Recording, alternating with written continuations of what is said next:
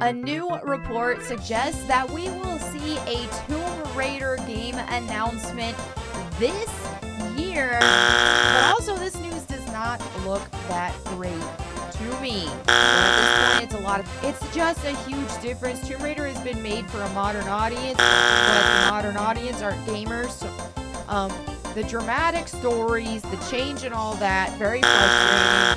I don't think that the future of Tomb Raider is in good hands right now either. It's not promising that we'll actually get classic Tomb Raider back in capacity, not with Lara Croft, not with the gameplay, not with anything.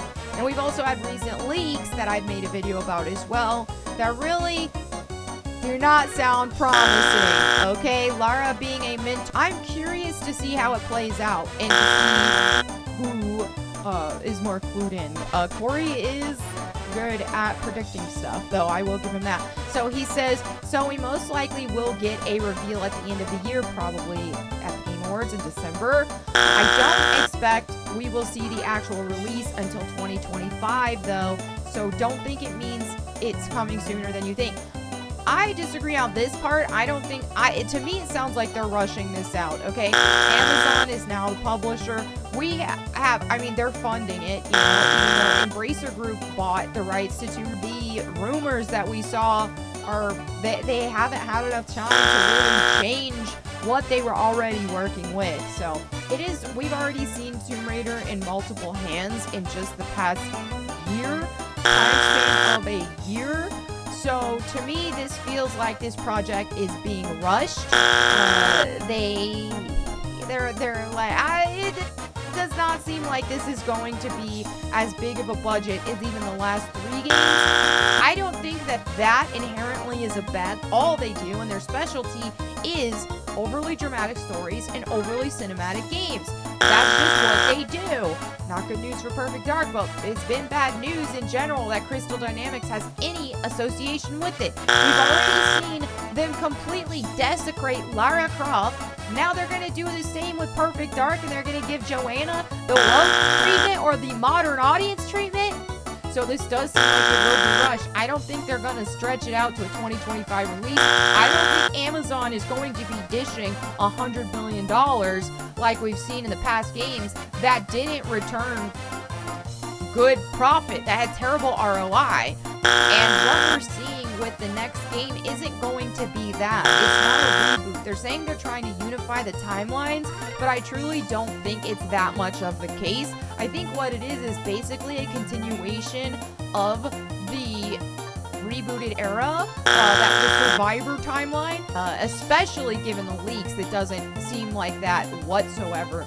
So I imagine the gameplay will be much the same. So I don't expect this to have that big of an anticipated launch, that it's not going to be taken as serious. Tomb Raider already hasn't been taken as serious after Tomb Raider 2013. Now, 2013's Tomb Raider did break a lot of waves, dude.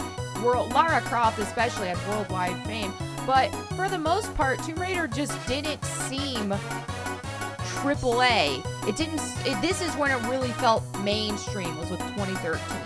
And as we know, when stuff goes mainstream that previously wasn't, that's when it starts to go downhill, and that is what happened. But the initial change and the initial difference was shocking and exciting at the time.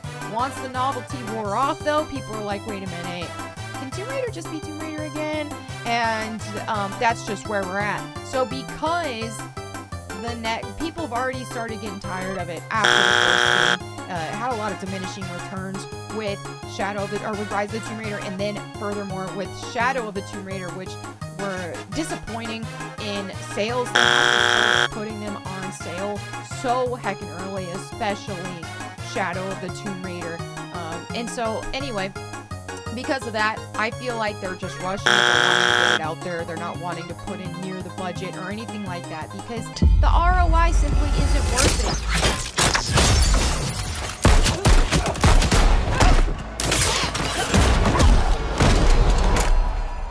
That's where you're wrong. I'm just getting started. Some legends are destined to be retold.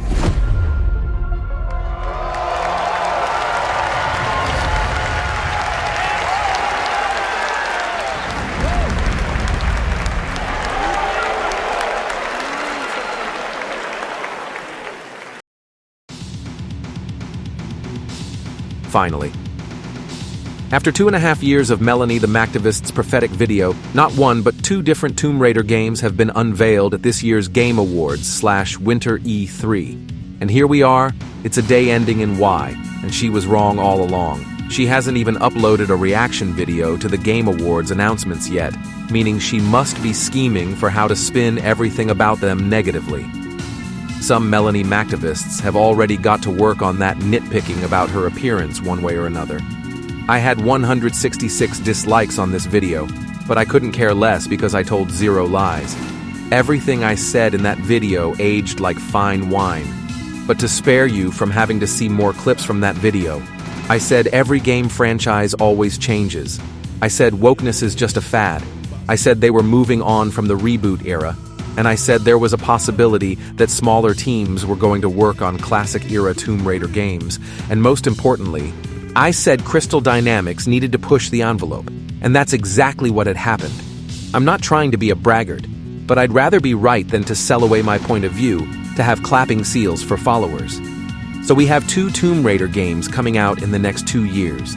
Both of them look different from one another, which is a good thing. Let's start with Tomb Raider, Legacy of Atlantis. It does sound repetitive that, once again, the first Tomb Raider game is getting yet another remake. We had Tomb Raider, Anniversary in 2007, and later The Tomb Raider, Remastered i3. This appears to be This is a remake of Anniversary. Seth McKenzie on YouTube pointed out that there were various interaction points in the trailer that were also present in the 2007 game. It sounds like it's going to be a brand new experience with larger or additional levels to justify a $60 or $70 price point. And it all looks very aesthetically appealing. There's nothing wrong with how Lara looks. There never was to begin with, and everything looks current gen. The environments are gorgeous. The T-Rex looks like a real dinosaur, and I'd be very excited for how this will play. And that begs the question, why are they making this game? That's a good question. First of all, Amazon wanted to get more involved with Tomb Raider one way or another. Apart from that TV show and production that's attracting Melonie Mactivists like flies to mud pies, they also claimed they wanted to contribute towards additional games. I did say that the mainline game, which we know now as Tomb Raider Catalyst, was already in development before Amazon got involved, so this seems like the first game that came of that deal with Amazon. Another remake seems well played out by now, but what other kinds of games could be made with Tomb Raider? It's not quite at the levels of Super Mario where you can make Tomb Raider Kart or some other spin-off game.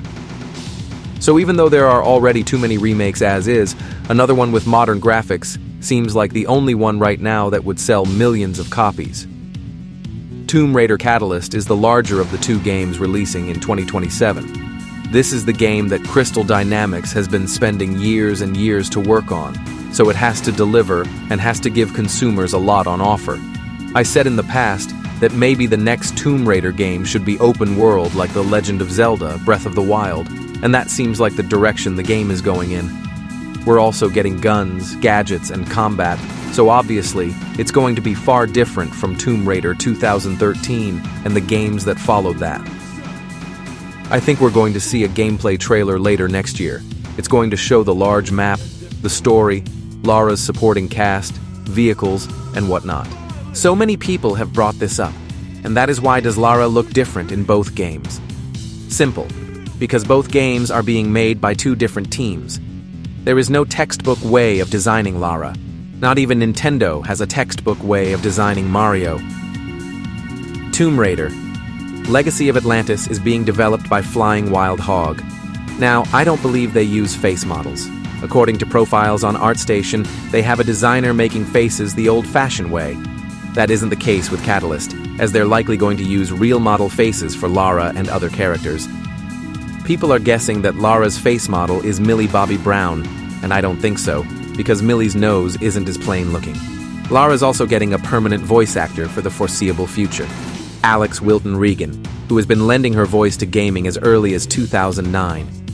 Coincidentally, she was going to be Joanna Dark in Perfect Dark. I think Tomb Raider, Legacy of Atlantis will get a fall 2026 launch, and Catalyst will slump back to spring 2028. I do not see either getting a Switch 2 version at launch. maybe in 2027 for Legacy of Atlantis. If the Catalyst game does get a Switch 2 port, it will be very late in the console's lifespan. We jump in, because we're going to see the stupid, cheesy, woke disclaimer about all the offensive content in this game. You should give that background, yeah. We gotta point this out, because there'll be people. I had someone reply to me, well, you're playing this even after Crystal Dynamics behaved the way they were? Gang, Crystal Dynamics had nothing to do with this game. And that statement, I firmly believe, was an attempt to sabotage this, the first good Tomb Raider game in a long, long time. Okay? Crystal Dynamics had nothing to do with this. They opposed the remasters being made at every turn. Aspire made this. Aspire, the guys who make all those great ports and whatever, and they've done a couple of, what was it, Torn or something that they did that was an original game. Anyways, Crystal Dynamics opposed it being made because they thought that it would undermine the woke, terrible, flat-chested Lara Croft that they're currently pinching out in their current ongoing Tomb Raider series. And they're in the depths of trying to reboot Tomb Raider with kind of a unified-looking Lara Croft that looks a little bit more like old Lara Croft, but is kind of, they took all the rough edges, and by that I mean cup size, out of her, kind of made her mannish, and the leaks, all of which have turned out to be true thus far, by the way, suggest that Lara Croft is going to be lesbian in their version. So you can see why Crystal Dynamics are pissed that this is happening. Because if this game comes out and sells better than the current terrible Tomb Raider titles, then, oops, sorry guys, I had the alerts off for a second there. If this game comes out and sells better than the current terrible Tomb Raider titles, then probably Embracer comes in and says, hey, this thing outsold your last several games. You guys should go back to making real Tomb Raider games. So that's what the statement is about. Not only should you not let Crystal Dynamics' silly wokeness and this goofy little disclaimer at the beginning of the game turn you off, you should buy 2 copies because of it. Because Crystal Dynamics don't want this game to sell. They don't want the remasters to do well, and you should lift them the finger.